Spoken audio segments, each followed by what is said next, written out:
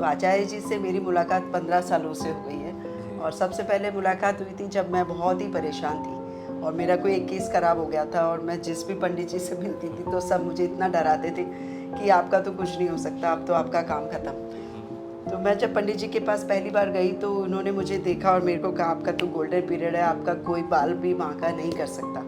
और बिल्कुल वैसा ही हुआ, मेरे को कुछ भी प्रॉब्लम नहीं आई और वो पेशेंट भी बहुत अच्छे से ठीक हो गए और उसके घर वाले भी बिल्कुल सेटिस्फाइड होके गए और वो सारा केस वहीं के वहीं ख़त्म हो गया। एंड उसके बाद हम सर को बार बार तंग करते रहते हैं, और फिर जब हमने IVF सेंटर खोला 2015 में वहाँ पे, तो सर हमारे रिज़ल्ट ही नहीं आते थे।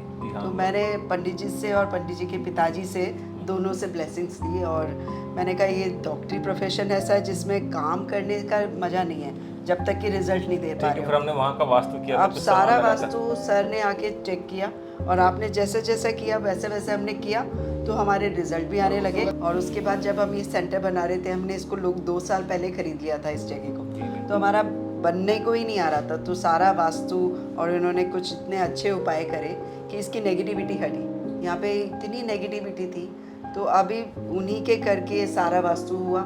सारे कमरों का डिज़ाइन, सारी कहाँ पे लैब होना चाहिए, कहाँ पे योगा सेंटर, कहाँ पे मुंह करके बैठना है, this is all your efforts. कि आपके एफर्ट से ये सेंटर कुछ चला और अभी तो हम इस प्रोसेस में ही हैं अभी।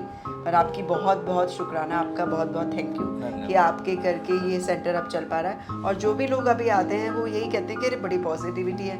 और जबकि पहले ऐसा था पंडित मतलब आचार्य जी कि हम खुद आके यहाँ पे बैठने में हमें घबराहट होती थी कि भाई जल्दी से हम घर से चले जाएं, यहाँ पे कुछ गड़बड़ है। तो वो आपने चमत्कार किया, तो और सारा उसका क्रेडिट आप ही को जाता है और इस सेंटर को चलाने में। और आपकी वास्तु की एक्सपर्टीज़ इतनी ज़्यादा है कि मैं फुल्ली रिकमेंड करती हूँ कि जिसको भी वास्तु कराना है वो सर के पास डेफिनेटली जाए। और बिल्कुल कोई पूजा पाठ और कोई मतलब आप सोचे इतनी ईमानदारी और डेडिकेशन और सिंसियरिटी से सर काम करते हैं और इतने आत्मीयता से करते हैं कि ऐसा लगता ही नहीं कि इतने बड़े आचार्य हैं और हम इनके साथ इतनी बिल्कुल क्लोज़ होके काम करते हैं। कई बार मैं सोचती हूँ कि आप इतने बड़े हैं और हम आपको बिल्कुल ऐसे ही अपने जैसे बराबर से बना लेते हैं। एंड आपका बहुत बहुत धन्यवाद रियली।